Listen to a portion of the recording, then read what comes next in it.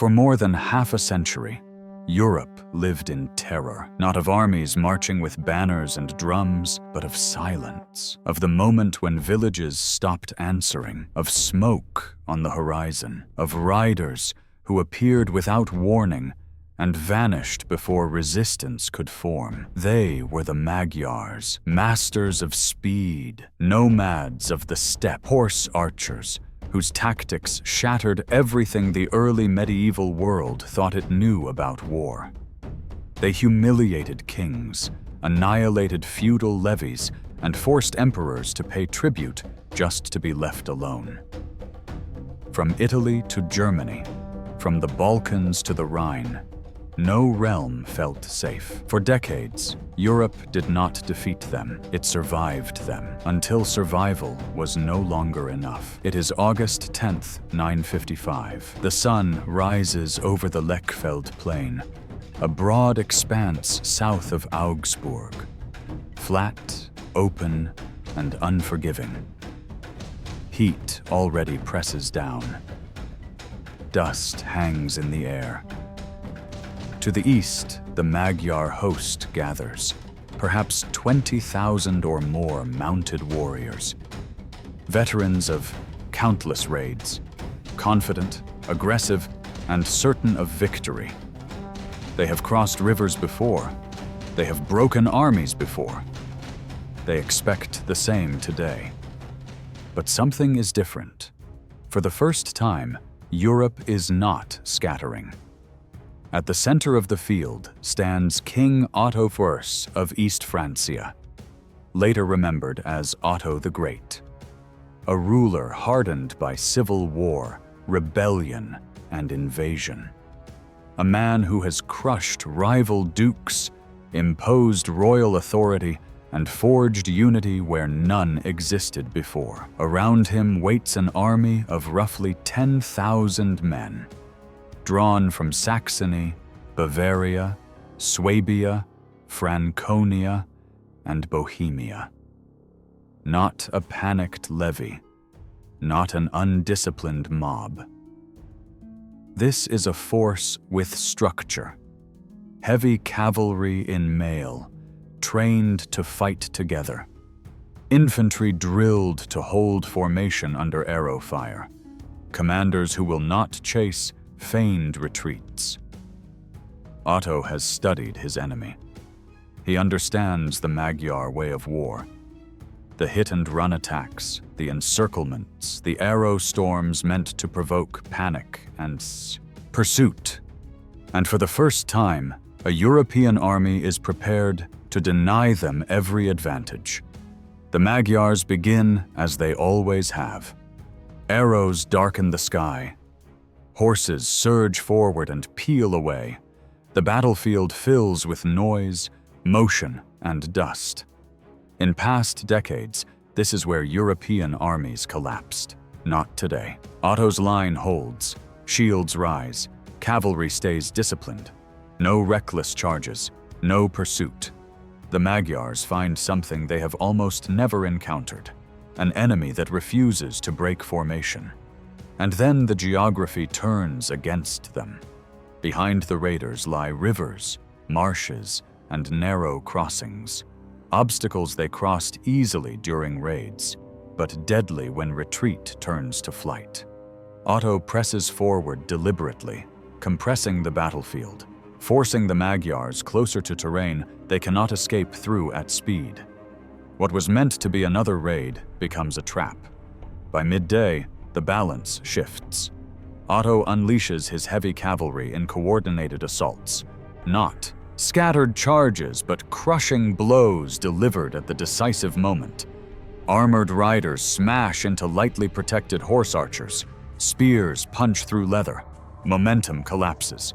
The Magyars run, and this time there is nowhere to go. They are cut down on the field, hunted at the river crossings, executed in the aftermath. Chroniclers record that very few escape. Their leaders are captured and killed. The raids, which have haunted Europe since the late 9th century, end here.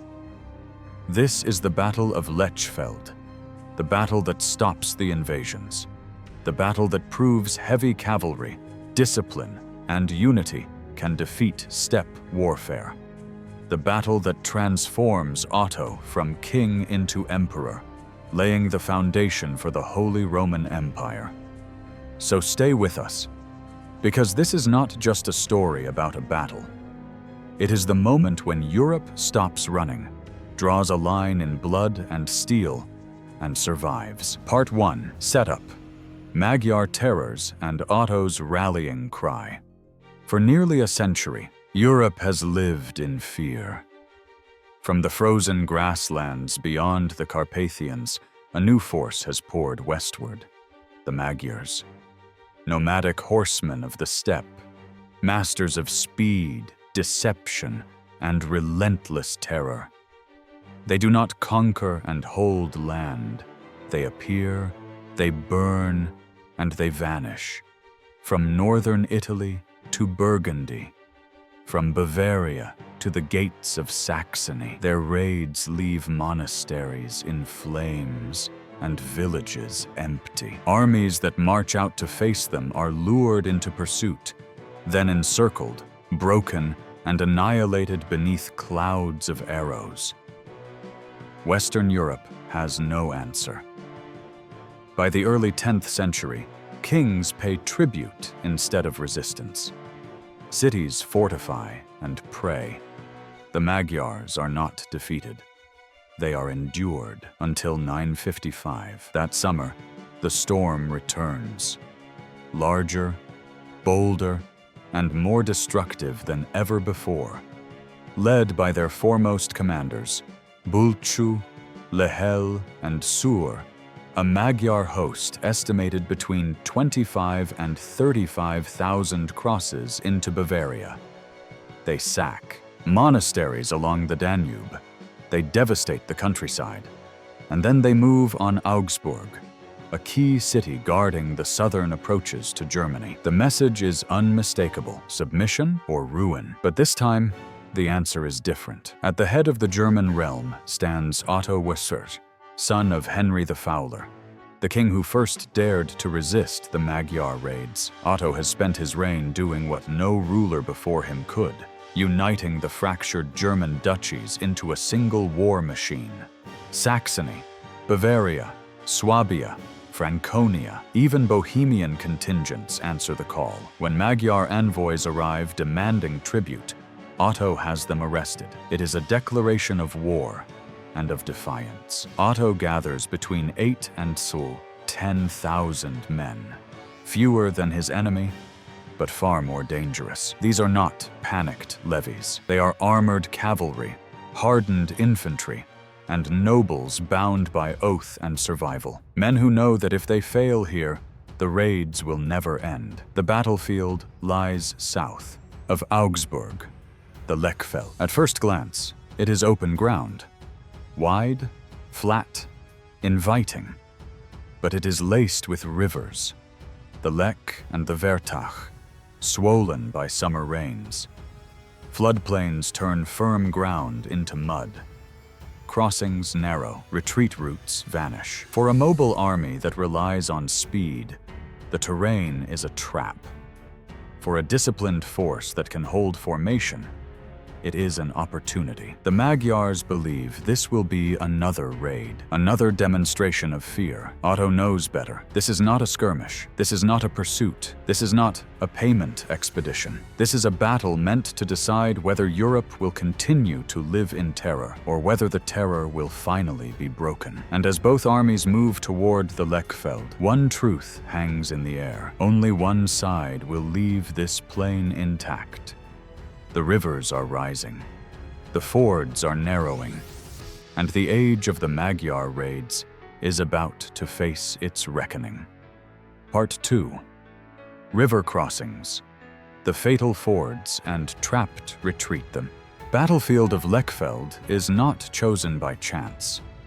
South of Augsburg, the Lech River runs wide and fast, a braided, unpredictable barrier fed by alpine meltwater. In summer, its floodplain becomes treacherous. Firm ground dissolves into mud, channels shift overnight, and crossings narrow to a handful of usable fords. For decades, the Magyars have mastered this landscape.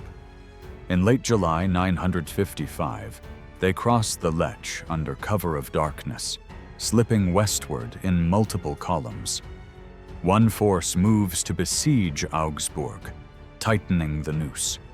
Others scatter across Bavaria, burning villages and stripping the land of supplies.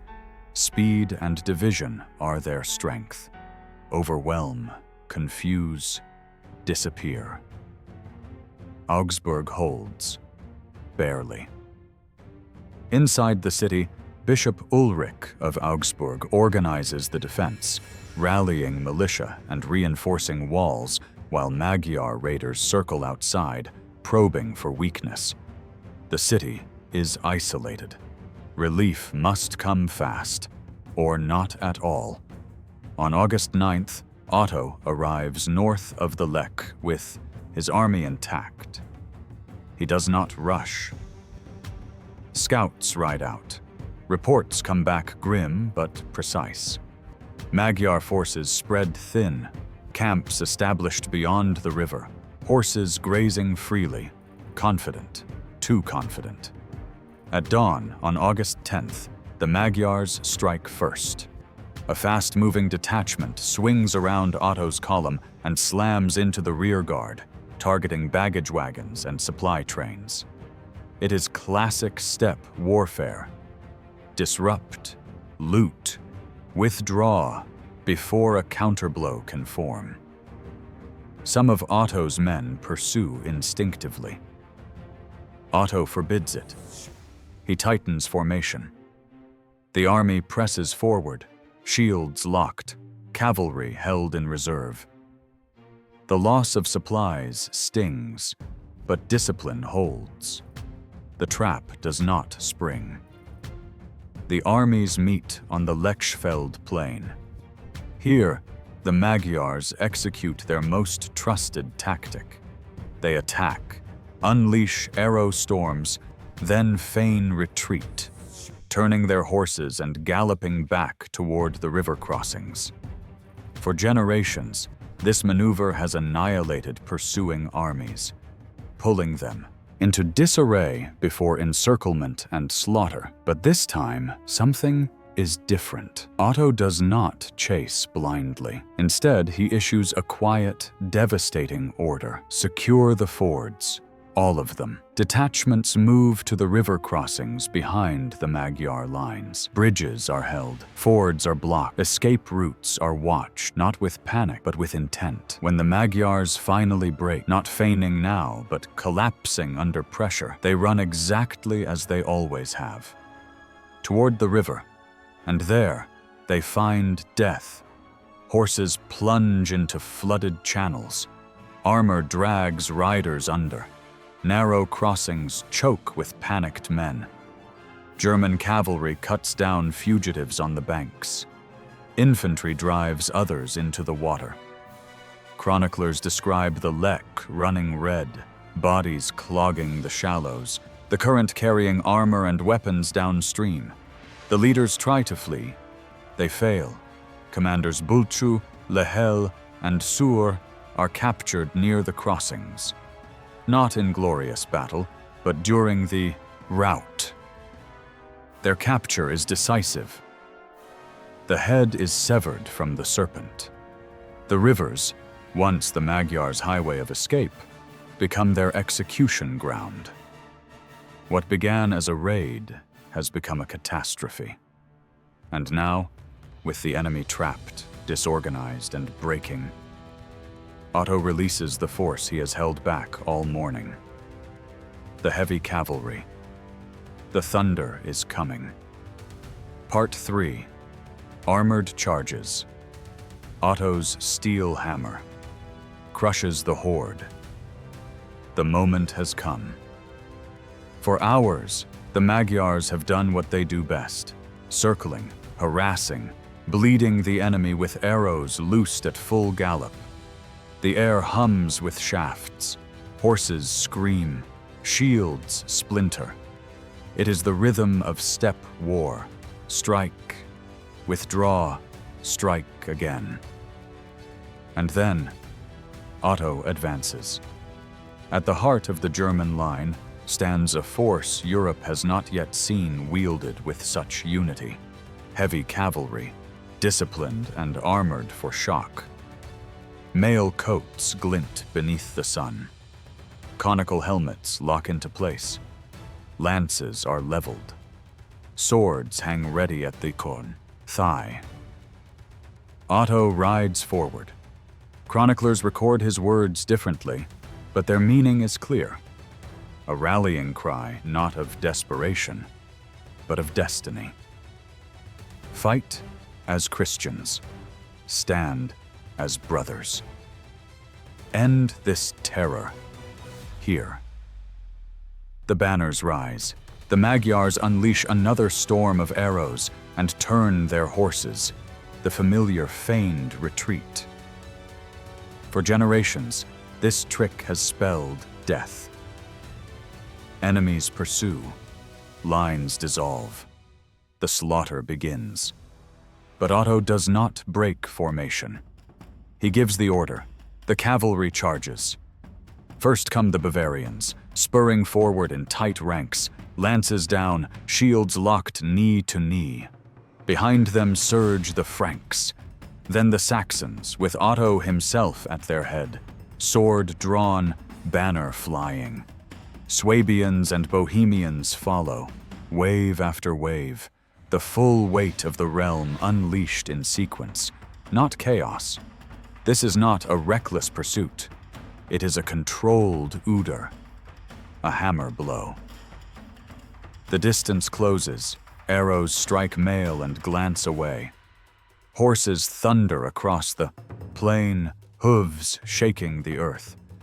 The Magyars try to turn, to loose again, but it is too late. Impact.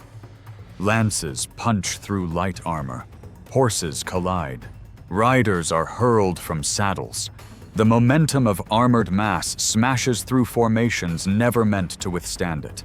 Where the cavalry hits, the Magyar line buckles, then collapses. Melee erupts. Swords hack. Maces crush. Armored knights press in close, denying space, denying movement.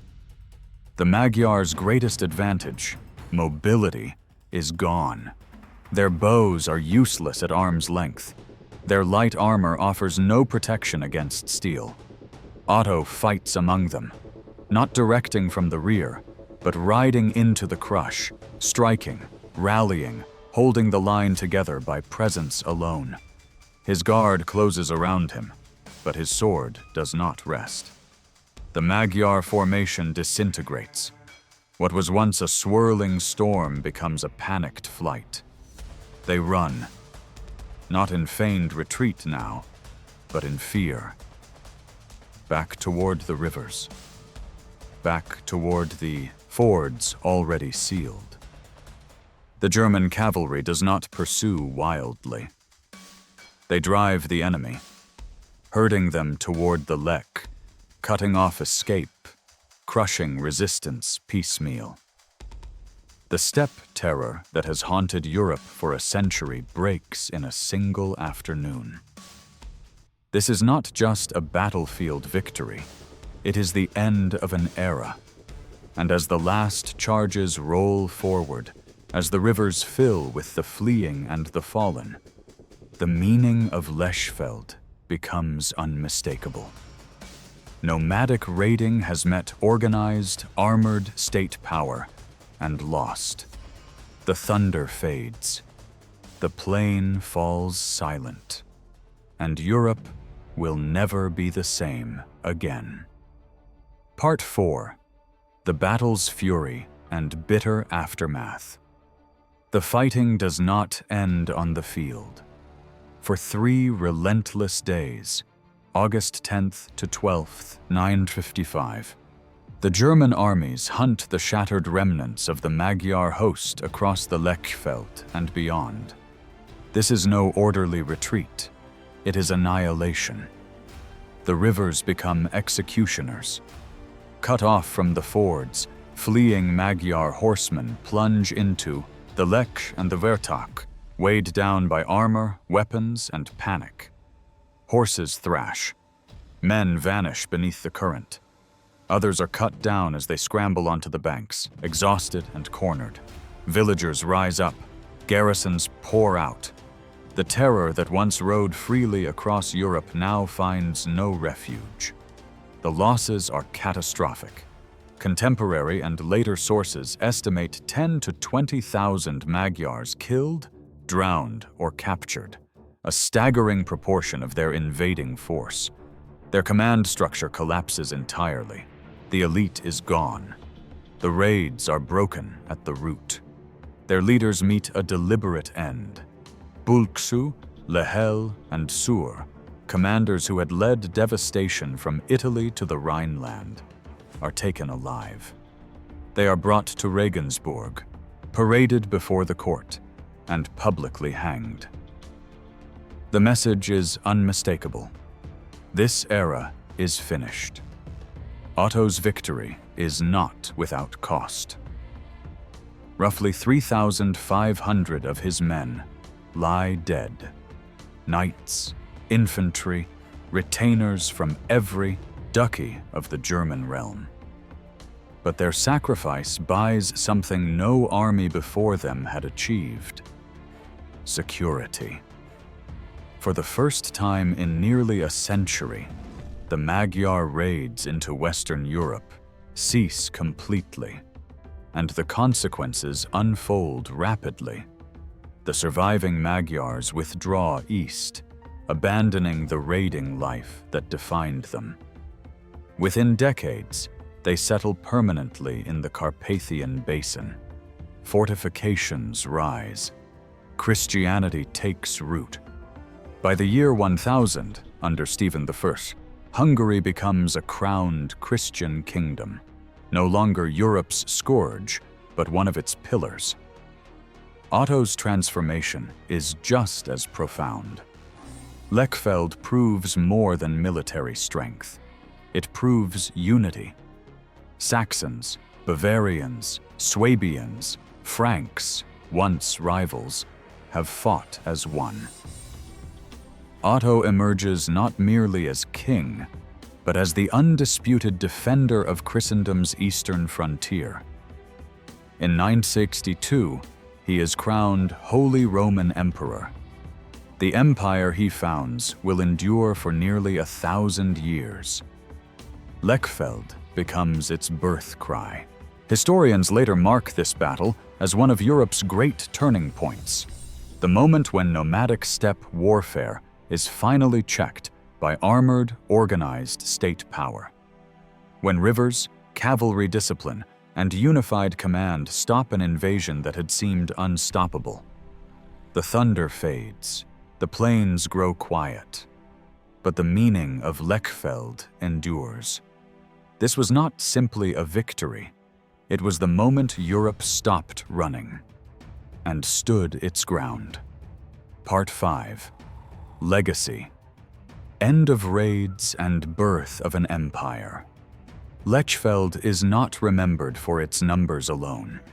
It is remembered because after it, the world is different. For more than a century, the Magyar raids had terrorized Europe's heartlands. From the Atlantic coast to the gates of Constantinople, no kingdom felt secure. Monasteries burned, cities paid tribute. Entire regions lived in fear of riders who struck without warning and vanished just as quickly. After 955, that fear ends.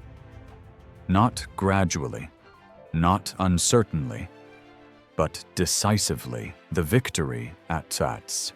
Lechfeld permanently halts the Magyar invasions of Western Europe. Germany's eastern frontier is secured for generations. The age of endless raids gives way to borders, fortifications, and states capable of defending them. From this stability, something remarkable grows. Under Otto and his successors, the Ottonian Renaissance takes shape. A revival of learning, art, architecture, and imperial governance. Monasteries become centers of scholarship. Law and administration strengthen. The idea of a unified Christian empire in Central Europe becomes reality, not aspiration. Lechfeld makes it possible. For the Magyars, defeat becomes transformation. Stripped of their raiding elite and forced to adapt, they abandon the nomadic life of the steppe. They settle, fortify, and convert. Within a single lifetime, their society is reshaped. Under Stephen I, crowned around the year 1000, Hungary emerges as a Christian kingdom, integrated into Europe rather than set against it. Enemies become neighbors. Tactically, the lesson of Lechfeld echoes forward through centuries of warfare. It demonstrates unmistakably that disciplined heavy cavalry, coordinated command, and control of terrain can defeat even the most mobile nomadic armies. River crossings, logistics, and unified formations matter as much as courage. These principles will guide European defense against future steppe powers, from the Pechenegs to the Cumans and beyond. Today, the Lechfeld is peaceful. Fields stretch where armies once clashed. Monuments rise quietly, marking not just a battle, but a turning point. A moment when fractured duchies stood together, when flight turned into resistance, when Europe at last held the line. Lechfeld is not merely where a battle was won. It is where an empire was born, and where the age of raids came to an end. Conclusion. Lechfeld, Europe. Stands, an empire rises. The dust has settled. The rivers run clear. The plains of Lechfeld, once echoing with the thunder of hooves and the cries of the fallen, lie silent. But the echoes of that August day in 955 reverberate through centuries. For this was more than a battle. This was a reckoning. For decades, Europe had lived in terror. Nomadic raiders from the east had swept across the continent like a storm, striking without warning, vanishing without trace, leaving death, fire, and despair in their wake. Kings paid tribute. Villages were abandoned. The old order trembled beneath the relentless tides of the steppe. And then came Otto I, a man of iron will and boundless vision, son of Henry the Fowler, heir to a fractured realm. He did what no ruler before him could. He united the German duchies, Saxony, Bavaria, Swabia, Franconia, under a single banner. He turned disparate levies into a cohesive force, and he prepared a battlefield not just to fight the Magyars, but to end their raids forever. Lechfeld was not merely land, it was a trap. Rivers became weapons, the floodplains became walls, and the plain itself was an arena where discipline and steel would triumph over speed and terror. For the Magyars, this was a battlefield unlike any they had known. Their arrows, their agility, their mastery of hit-and-run tactics, all rendered powerless against heavy cavalry advancing in formation, shields interlocked, lances leveled, and infantry holding steady behind. When Otto gave the order, the plain shook. Bavarians, Franks, Saxons, Swabians, and Bohemians surged forward in waves of steel, each strike perfectly timed, each charge a hammer blow against the nomads' legendary mobility. Where the Magyars had once spread panic, they now found themselves trapped, funneled toward rivers that had been turned into instruments of execution. Thousands drowned. Thousands more fell to sword and lance. Leaders like Bulksu, Lechfeld, and Sur, architects of terror across Europe, were captured and executed, their power extinguished. The human toll was immense, but it was a necessary crucible. Europe had faced annihilation, and through fire and blood, it had forged security. Otto's victory was not fleeting. It was epical. The Magyar raids ended, and a continent that had lived in fear could finally breathe. From the ashes of this victory, a new era dawned. Otto was crowned Holy Roman Emperor in 962, and with that coronation, the foundations of a stable Central Europe were laid. The Ottonian Renaissance followed. Monasteries became centers of learning, art and architecture flourished, law and governance were strengthened. A fractured collection of duchies had become a unified political and military entity, capable of defending its borders, projecting power, and shaping the destiny of Europe for generations. Meanwhile, the Magyars themselves transformed. From raiders, they became settlers. From enemies of Europe, they became Hungary, a Christian kingdom under Stephen I, integrated into the political, cultural, and religious fabric of the continent. The terror of the steppes gave way to the stability of a new order, a testament to the power of decisive leadership, strategy, and unity. And the lessons of Lechfeld are eternal. Discipline over chaos. Armor and formation over speed alone. The control of terrain, the timing of cavalry, the foresight to turn natural features, rivers, marshes, and plains, into tactical allies. These are principles that would echo through the medieval battlefield, from the Crusades to the 100 Years' War, shaping European warfare for centuries. Today, the fields near Augsburg are quiet. Grass sways over where armies clashed.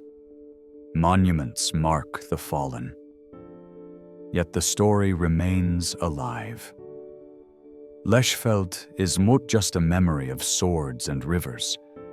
It is a symbol of unity against terror, of courage meeting strategy, and of an empire born in fire and blood. In one afternoon, Europe stopped running. In one battle, a people claimed their future, and in one decisive moment, history pivoted. The age of nomadic raids ended, and the Holy Roman Empire rose from the floodplain, a beacon of order, power, and resilience. Lechfeld was more than victory. It was Europe's stand, Otto's triumph, and the dawn of a new era that would shape the continent for a millennium. This was Lechfeld 955, where steel halted the horde, and Europe breathed free. Until next time, guard your fords. Glory favors the bold.